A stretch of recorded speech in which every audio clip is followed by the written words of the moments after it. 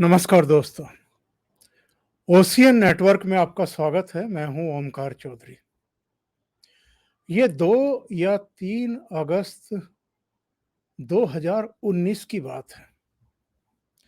फारूक अब्दुल्ला और उनके सुपुत्र उमर अब्दुल्ला प्रधानमंत्री नरेंद्र मोदी से मिले थे और वो शायद ये जानना चाहते थे कि चल क्या रहा है, पक क्या रहा है और मोदी के मन में जम्मू कश्मीर को लेकर के चल क्या रहा है।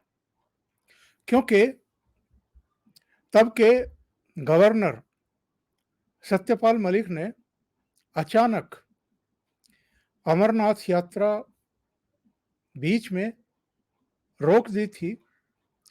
बहुत सारे पर्यटकों को भी और यात्रियों को भी घाटी छोड़ने की सलाह दी थी।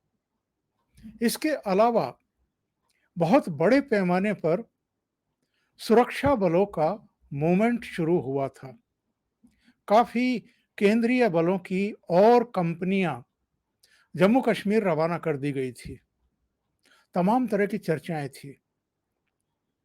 केंद्र सरकार की तरफ से, होम मिनिस्ट्री की तरफ से और जो जम्मू कश्मीर का शासन प्रशासन था, उसकी तरफ से ये कहा गया कि चूंकि एक आतंकवादी हमले की थ्रेट है, सूचना है, इसलिए ये एहतियाती कदम उठाए जा रहे हैं। लेकिन मुझे लगता है कि फारूक अब्दुल्ला और उमर अब्दुल्ला के गले के नीचे से ये चीज़ें उतर नहीं रही थी। क्योंकि अमरनाथ यात्रा हो या जो पर्यटक हैं, उनके लिए पर्याप्त सुरक्षा बल वहाँ तैनात किए गए थे, तमाम एहतियाती उपाय किए गए थे। चूँकि इंटरनेट भी स्थगित किया जा रहा था और दूसरे तमाम एहतियाती कदम उठाए जा रहे थे जिनकी भनक इन पिता-पुत्र को मिल गई थी, इसलिए ये दौड़े-दौड़े दिल्ली आए और इन्होंने प्रधानमंत्री से मिलने का समय माँगा।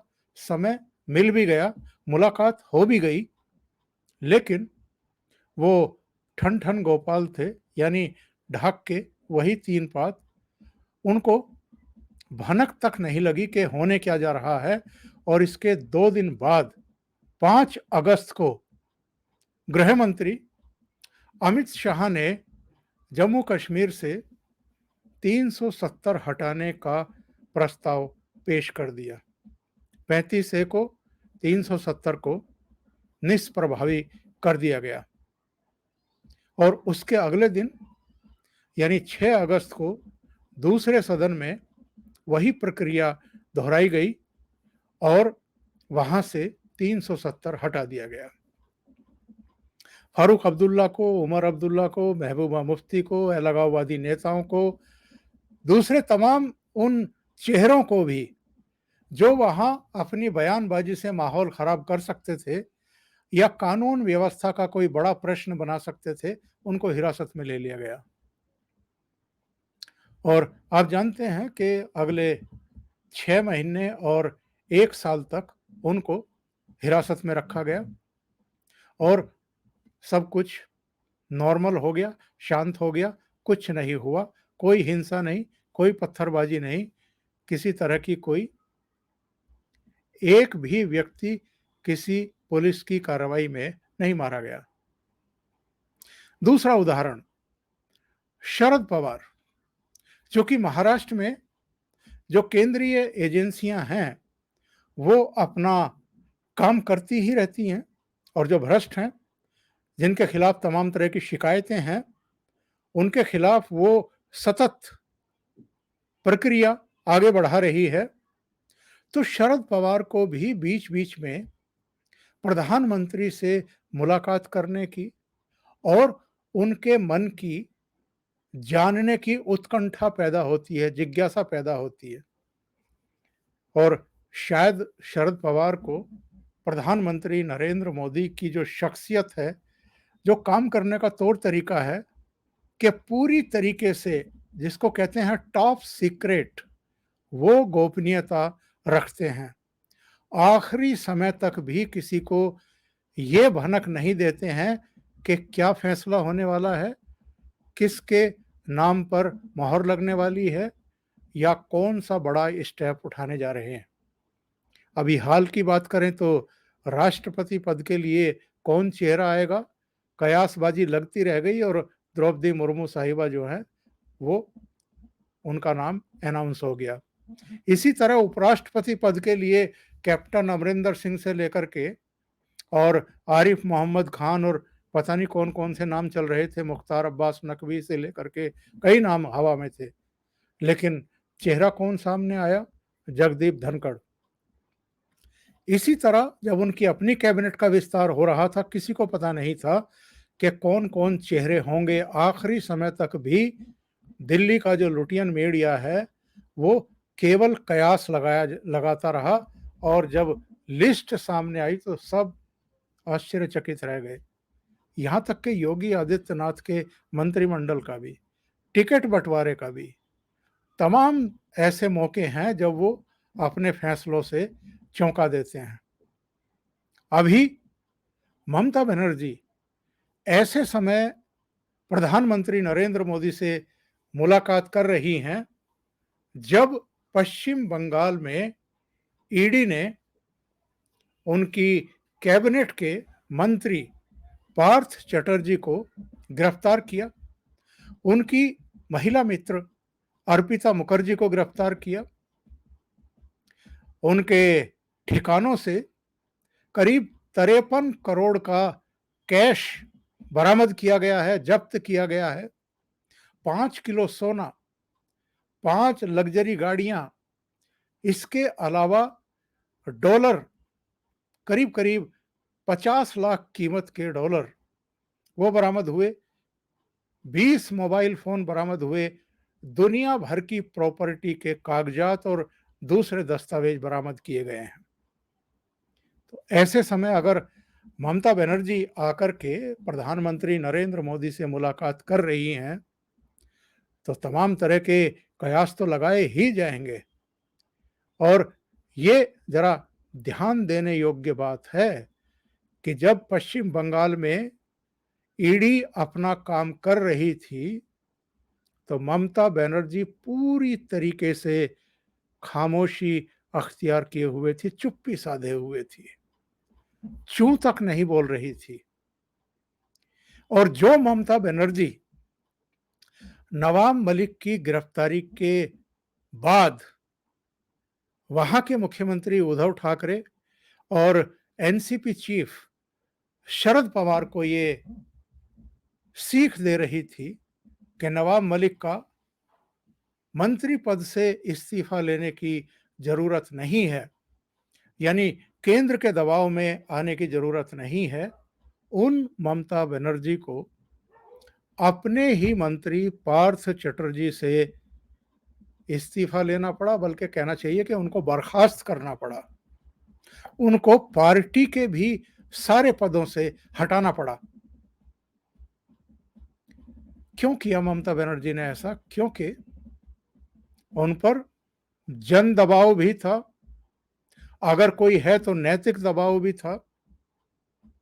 दूसरे, वो बाकी दलों के नेताओं पर तो कह सकती है उनको तो फोन करके कि आप मत हटाइए, लेकिन इसका कितना बड़ा राजनीतिक खामियाजा भुगतना पड़ता है पॉलिटिकल पार्टी को बाद में जाकर के, इसका एहसास शायद ममता बनर्जी को बहुत अच्छे तरीके से है। इसलिए उन्होंने ज्यादा समय नहीं लगाया। अब प्रधानमंत्री नरेंद्र मोदी से मुलाकात क्यों कर रही हैं? कई तरह की बातें हैं।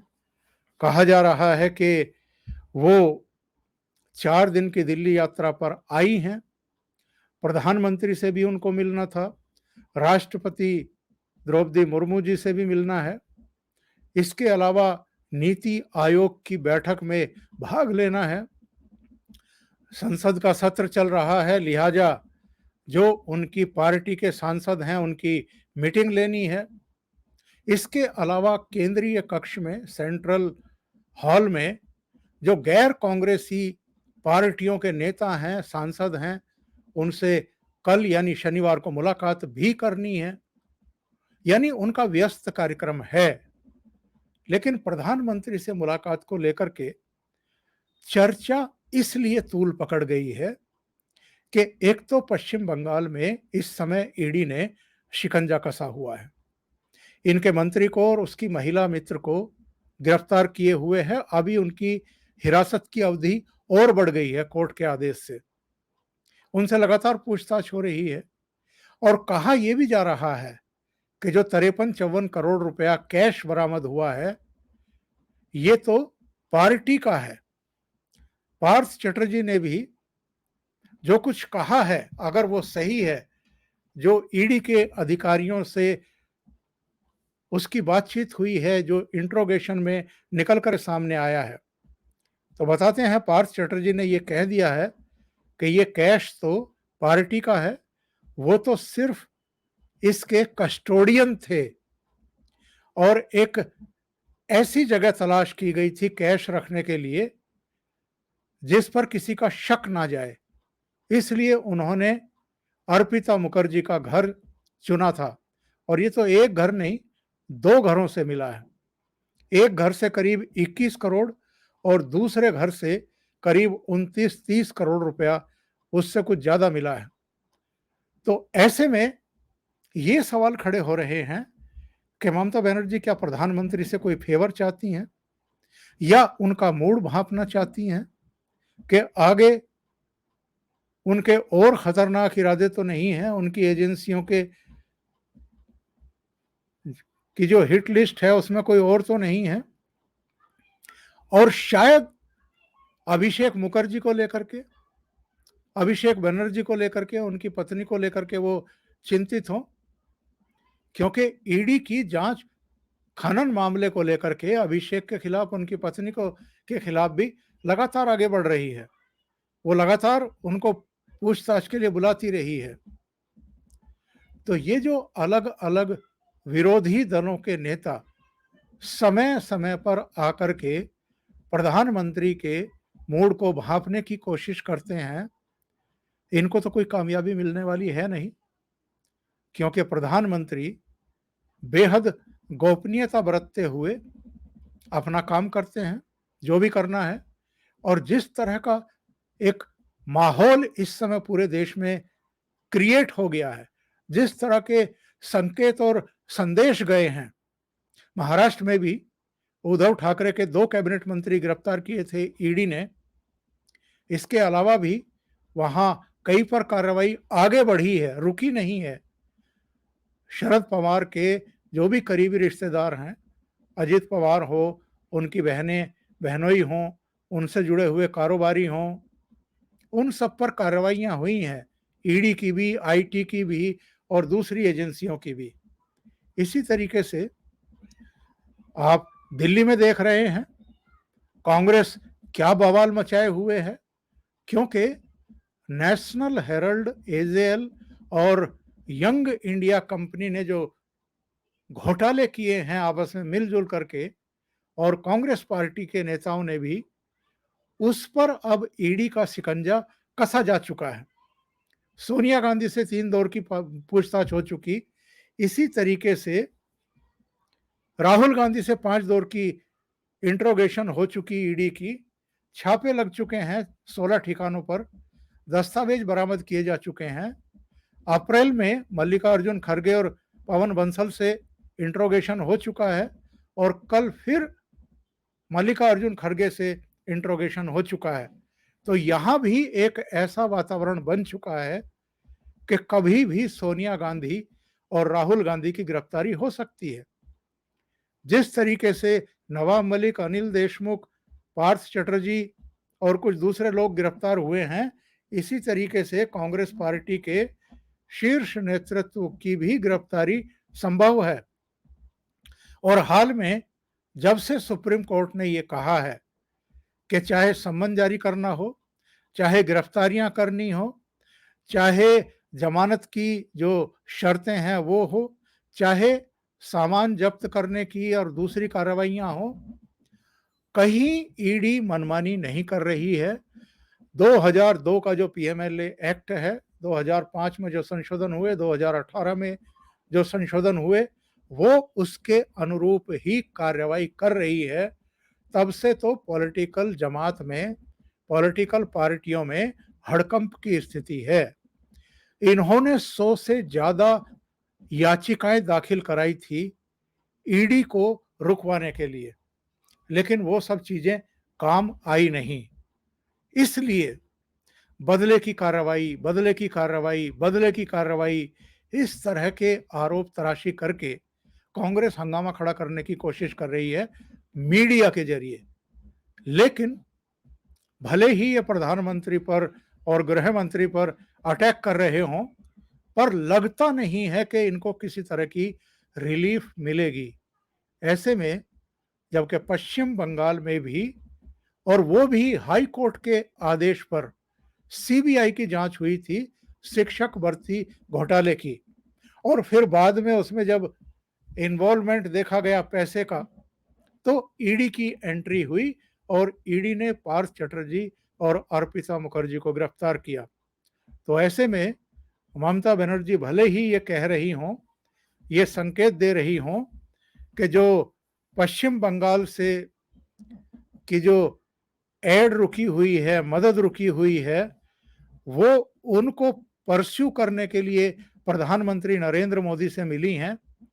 जो कहा गया है कि प्रधानमंत्री से मीटिंग के दौरान उन्होंने जो मनरेगा का पैसा रुका हुआ है, प्रधानमंत्री आवास योजना का रुका हुआ है, प्रधानमंत्री ग्रामीण सड़क योजना का रुका हुआ है, इसके अलावा जीएसटी का रुका हुआ है, कुल मिलाकर के 17,996 करोड़ रुपया बताते हैं कि केंद्र की तरफ बकाया है।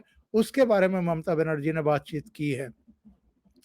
और जो पश्चिम बंगाल की विकास योजनाएं हैं, कल्याणकारी योजनाएं हैं, उनके लिए भी उन्होंने 1 लाख करोड़ रुपया मांगा है केंद्र सरकार से।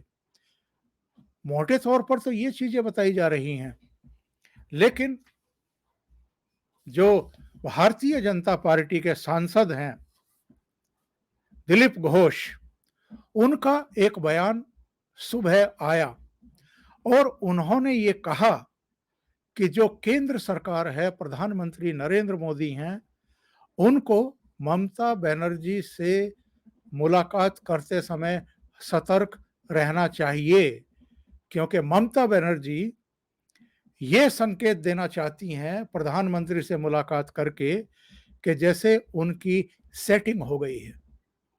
अब ये क्या सेटिंग हो गई है, इसका खुलासा उन्होंने नहीं किया, लेकिन उनका संकेत यही है कि जो कार्रवाइयां हो रही हैं, उस मामले में एजेंसियों को गलत संदेश देने के लिए ममता बनर्जी जानबूझ करके आकर के प्रधानमंत्री नरेंद्र मोदी से ऐसे समय पर मिल रही हैं। हालांकि तृणमूल कांग्रेस के जो सुखेंदु शेखर राय हैं, उन्होंने दिलीप घोष के इन आरोपों का, इन आशंकाओं का खंडन किया और कहा कि हमारे विरोधी तो इस तरह की बातें करते ही रहते हैं। लेकिन ममता बनर्जी की मुलाकात से तमाम तरह की चर्चाएं तो शुरू हो ही चुकी हैं। अभी के लिए इतना ही। बहुत बहुत धन्यवाद। अगर आपको ये चैनल और इसके कंटेंट पसंद आ रहे हैं तो लाइक करें, कमेंट करें, वीडियो को शेयर भी करें। अभी तक अगर आपने ये चैनल सब्सक्राइब नहीं किया है तो सब्सक्राइब कर लें और साथ में लगे बेल आइकॉन को दबा दें, ताकि आगे आने वाले वीडियो और उनके नोटिफिकेशन आप तक पहुंचते रहें। बहुत बहुत धन्यवाद। नमस्कार।